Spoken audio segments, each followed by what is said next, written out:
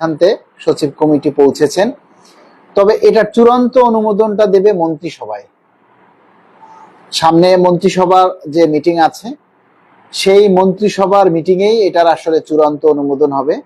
সেখানেই সিদ্ধান্ত হবে যে আসলে মূল বেতন একবারে, তারপরে সকল ভাতা, তার মানে হচ্ছে 2 ধাপে। এখন সেটাকে 2 ধাপে করবে নাকি আরো আসলে বাড়াবে, এই বিষয়টা মন্ত্রিসভায় অনুমোদন হবে। তবে একটা বিষয় হলো স্পষ্ট, সেটা হলো গেজেট যদি আপনার 6 মাস পরও আপনি পান, তারপরও আপনি এই 1 জুলাই থেকে পে স্কেল বাস্তবায়ন হবে, 1 জুলাই থেকে আপনারা এই এরিয়া হিসেবে বা বকেয়া হিসেবে পাবেন, এই ব্যাপারটা কনফার্ম। এইটাই হলো বড় আপডেট। এখন আপনারা অনেকেই দেখি বিরক্ত হচ্ছেন, বলতেছেন যে আসলে আর কতগুলি মিটিং হবে, এটা সেটা। এখন দেখেন, এই সরকার আসার পর এই সরকারের কার্যক্রমটাই সেটাই হলো চূড়ান্ত। আগের সরকার মিটিং করছে, কত কিছু করছে, এগুলি এই সরকার দেখবে না। এই সরকার দেখবে এই সরকারের সময়কাল কত এবং এই সরকারের আমলে যে কার্যক্রম সেটা কিভাবে বাস্তবায়ন করতে পারে।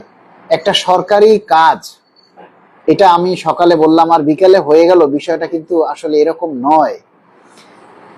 একটা পে স্কেল যেখানে সারা বাংলাদেশের সরকারি, আধা সরকারি, তারপরে আপনার এই স্বায়ত্তশাসিত রাষ্ট্রায়ত্ত ব্যাংক, আর্থিক প্রতিষ্ঠান এবং এমপিওভুক্ত শিক্ষক সহ যারা এই পে স্কেলের সুযোগ সুবিধা ভোগ করে, তাদের সাথে জড়িয়ে আছে লক্ষ লক্ষ হাজার কোটি টাকা।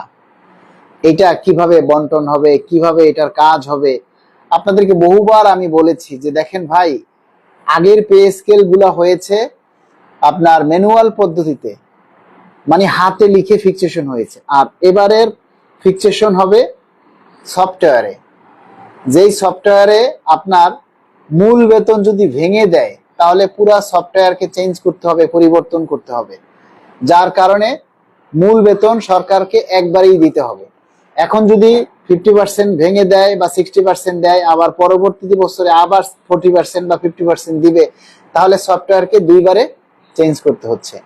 এই 2টা কারণে সরকার মূল বেতন একবারে দিতেই এখন সম্মত হচ্ছে। এই ব্যাখ্যাগুলো কিন্তু একবারে শুরু থেকেই আমি তুলে ধরেছি, আপনারা যাদের মনে আছে তারা হয়তো বুঝবেন। এর উপরে তো আসলে আর কোনো আপডেট নেই। এখন আমরা আমাদের দাবিটার ব্যাপারে, আমরা যে দ্রুত সরকার পে স্কেল দিবে বা দ্রুত যে আপনার গেজেট জারি হবে, এই ব্যাপারে তো আমরা কয়জনে কথা বলি বলেন তো? আমরা কয়জনে দাবি তুলি? সরকারকে তো দেখাইতে হবে। সরকারকে দেখাইতে হবে না যে কর্মচারীরা সবাই এ ব্যাপারে সোচ্চার। কয়জন কর্মচারী এই দাবিগুলি আমাদের প্রচার করে বলেন তো? এই যে যখন আমি লাইভে আসি, এই কথাগুলি বলি, বলেন তো আপনারা কয়জনে সেটা প্রচার করেন? কয়জনে এই লাইভটাই বা প্রচার করেন, আর কয়জনে আপনার দাবিটা আপনি কমেন্টস করে জানান? বলেন, কয়জনে বলেন? কেউ বলেন না। এখন 400 মানুষ লাইভে আছেন, 400 মানুষ লাইভে আছেন। আমি তো কোনো জারি গান নিয়ে এখান লাইভ করতেছি না, বা কোনো মানে আমার ব্যক্তিগত কোনো কিছু নিয়েও বলতেছি না। তো দেখেন, 43 জনের লাইভটা শেয়ার করেছেন, কিন্তু এখন লাইভে আছেন 400 মানুষ। 400 মানুষ যদি প্রত্যেকেই এসেই যদি একটা করে শেয়ার করতেন, তাহলে 400 শেয়ার হইতো। আর 400 শেয়ার হইলে 400 শেয়ারের মানে আরো অনেক মানুষের কাছে আমাদের লাইভটা পৌঁছে যেত, আমাদের দাবির কথাগুলি পৌঁছে যেত। আপনারা কি সেটা করেন? করেন না। আপনাদের বলতে আমার এখন লজ্জা লাগে। তো যাই হোক, আপনার দায়িত্ব আপনি করবেন, আপনার বিবেকের বিষয় আপনি নিজের বিবেকের কাছে নিজে প্রশ্ন করবেন যে আপনি কতটুকু দায়িত্ব পালন করছেন, সমাজের কাছে কতটুকু আপনি কাজ করতেছেন। আপনারা মনে করেন যে আমি যদি মারা যাই, তাহলে আল্লাহর কাছে আমার জবাবদিহিতা করতে হবে। কি কি বিষয় জানেন? প্রথম বিষয় হচ্ছে আমি আল্লাহর হুকুম আহকাম, এই যে নামাজ, রোজা, হজ, যাকাত, এই যে 5টা স্তম্ভ আমাদের, এই 5টা স্তম্ভ আমি এই 5টা জিনিস আমি মানি কিনা। তারপরে আমার সামাজিক দায় দায়িত্বগুলো কি, পরিবারের প্রতি আমার দায়িত্ব কি। আপনি রাস্তা দিয়ে হেঁটে যাচ্ছেন, আপনার সামনে একটা কাঁটা পড়ে আছে, যেই কাঁটাটা মানুষের পায়ে লাগলে সে কষ্ট পাবে বা সে ব্যথা পাবে, কিন্তু আপনি সেই কাঁটাটা না ফেলে আপনি হেঁটে গেলেন, কিন্তু আপনি দেখছেন কাঁটাটা রাস্তায়, আপনি কাঁটাটা দেখছেন কিন্তু আপনি ফালাই দেননি, আপনি হেঁটে চলে গেলেন। ওইটার জন্য আল্লাহর কাছে আপনাকে কৈফিয়ত করতে হবে। ওইটা আপনার সামাজিক দায়িত্ব, যে আপনি নিজে দেখলেন যে একটা রাস্তায় কাঁটা পড়ে আছে, এটা যে কোনো মানুষের পায়ে ফুটতে পারে, পায়ে লাগতে পারে, সেটা আপনি না দেখে চলে গেলেন। তাহলে ওইটার জন্য আল্লাহর কাছে আপনাকে জবাবদিহি করতে হবে।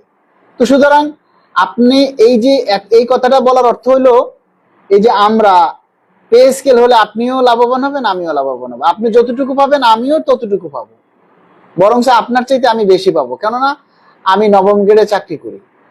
এখন বিষয়টা হচ্ছে, আমার এত দায় কিসের, আমার এত ঠেকা কিসের? আমার কি এখান থেকে বাড়তি কোনো ইনকাম আসবে, নাকি আপনারা আমাকে বেতন দিচ্ছেন যে আপনাদের দাবি আমি বাস্তবায়ন করে দেব, এজন্য কি আপনারা কেউ আমাকে বেতন দিচ্ছেন?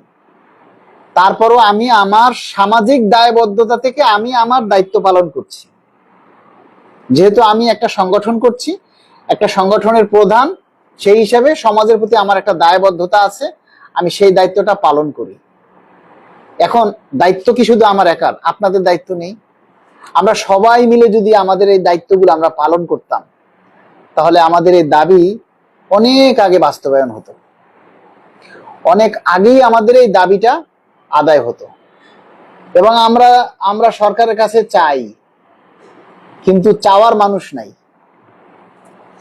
চাওয়ার মানুষ নেই। দেখেন আজকে আমি কিন্তু কথা বলতেছি খুব আস্তে আস্তে, সফটলি কথা বলতেছি, কারণ আমায় এই যে কথা বলতেছি আমার কিন্তু চাপ পড়তেছে। জানি না হয়তো আল্লাহ আমার নসিবে কি রাখছে, আমি সেটা বলতে পারি না। তবে আপনারা আমার জন্য দোয়া করবেন যেন আল্লাহ আমাকে দ্রুত সুস্থ